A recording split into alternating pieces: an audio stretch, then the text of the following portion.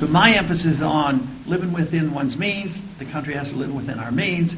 And therefore, I propose in the first year to cut federal government spending by $1 trillion. So my proposals are simply based on the Constitution, limited government, personal liberty, private property rights, the Second Amendment, all these things that was great and made America great.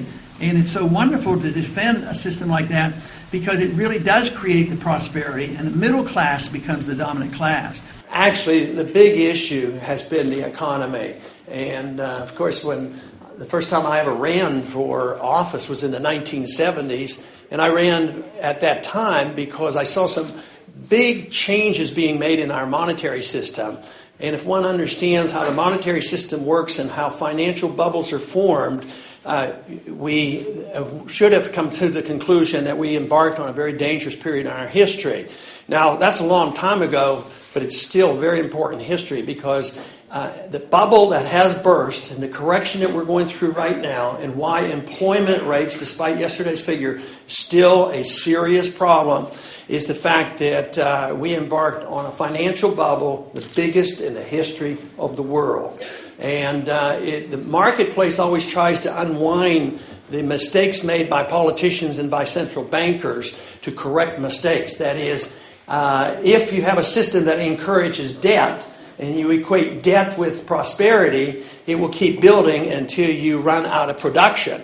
And that is what happened to us. We have too much debt and not enough production. We can't keep up, and we can't fudge the books any longer. We again, as a people, have to ask, what should the role of government be?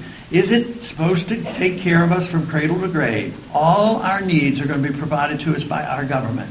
Is it supposed to be a government that says that you will be taxed and the young people will be used to be the policemen of the world and solve all the problems of the world?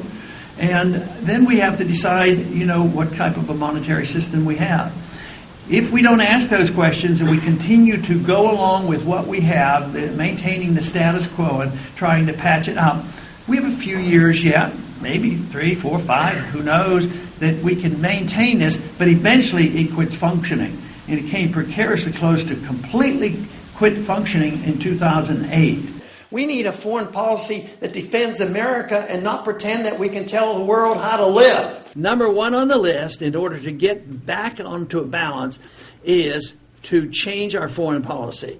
And we can do that by cutting a lot of spending out of military and not cut one penny out of defense. You cannot equate military spending, just spending more money on weapons and involvement around the world and starting another war.